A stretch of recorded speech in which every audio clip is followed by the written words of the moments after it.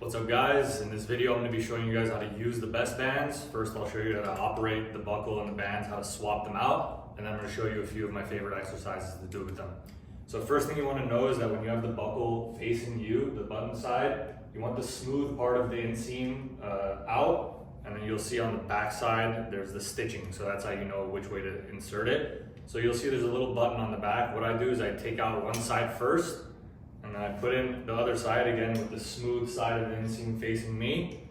And each side has a designated side, so if it doesn't go in, that means it's the other side. So slot that in, and then you take out the other side, and boom. So that's how you swap the bands. The blue one is the light one, red is medium, and black is heavy. Now I'm going to show you a few of my favorite exercises. Let's go. Alright, so for the first couple of exercises, these are lateral walks. One of them is diagonal, they're called monster walks, and the other one is just side to side lateral walks. So unbuckle it, put it on right above your knees, make sure you give it a good clip. So we'll do the monster walks first.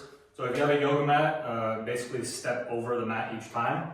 So get your knees slightly bent, step out with your hip, and just tap the floor. If you want a little bit of an extra challenge, don't even tap the floor, just float. But if you need it, that's okay. Just a slight tap just to have your balance. And then step out again diagonally.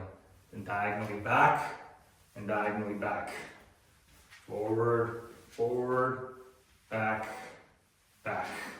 And then the lateral walks is just a little bit simpler. You don't go diagonal, you just go side to side. Boom, boom. So the main thing you want to focus on is initiating the movement with the hip. Drive that hip out. And you'll feel after about 20-30 seconds of doing this, it's called the gluteus medius, the side of your glutes, which for most people is quite weak. You'll start feeling a pretty good burn there. And this is one of the best ways to exercise that muscle. So I'll do that for about maybe 30 seconds each. Now let's get into the next exercise. All right, now for this next exercise, we're gonna work on our hip flexors while simultaneously working on our single leg balance. So again, most of these exercises, you're gonna have the bands right above the knees, so click it on there. If you need something for balance, like I have this little bar here, you can use a broom or whatever. For stability, first you're gonna bring the knee up a bit, just to about hip level, and then you're gonna kick the leg back and extend the glutes. So I'll show you from the side so you can see very clearly. So bring the knee up to here, and then slowly kick the leg back. As soon as you start getting behind you, I want you to straighten that leg, because what that does is it fully activates the glute. If you keep it bent, it's not going to activate it much. Straighten that leg, you'll feel a strong contraction in the glute, and then come up, bring the knee up. If you find the band slides too much, you can just very quickly slide it back down. You want it right above your knees. So up, and kick back, squeeze that glute as hard as you can. It's all about that mind-muscle connection to activate all the muscle fibers. Up, and back.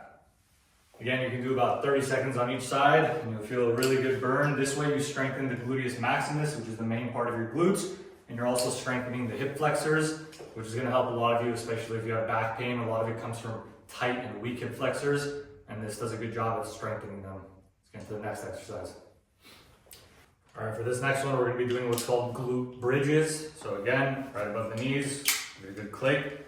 You can do this first, lay down flat on your back, and you're gonna extend your arms all the way, and you want your middle finger about an inch or two away from your heels. So you don't wanna be too far out like that. Bring your heels pretty close. And then, first you're gonna push the band apart, so there's already some activation, and then you just lift the glutes straight up in the air. So the goal is to have a pretty straight line from your knee all the way down to your shoulder.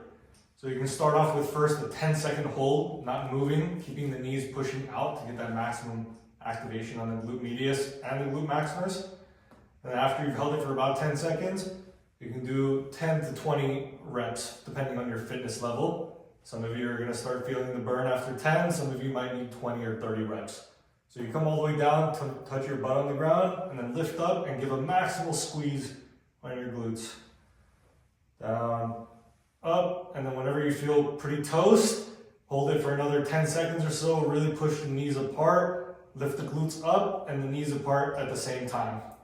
And squeeze, and rest. And you're really gonna feel that one. Next exercise. All right, this next exercise is called side plank clamshell. So for this one, you're gonna want the light band. So swap it out.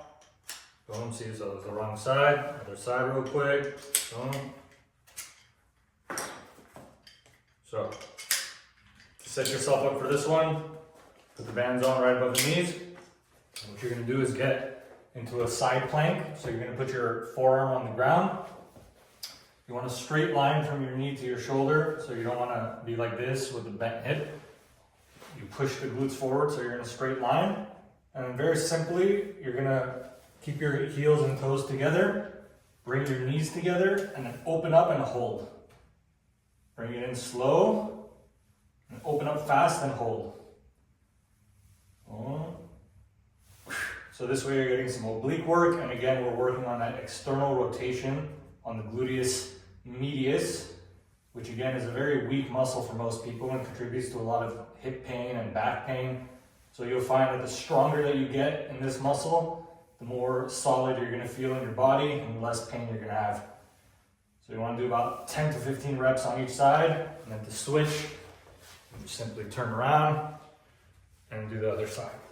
So again, heels and toes together, touch the knees together, open up and hold. Touch them together, open up and hold. These ones are super tough, definitely gonna feel it. Next and last exercise. All right, now this last exercise is called the wall sit, because you sit against the wall. You wanna be at about 90 degrees. So very simple, you're just gonna sit here. This is called an isometric exercise, which means you don't move, it's very stationary. So you're gonna wanna go for time, 30 seconds, 1 minute, maybe 90 seconds.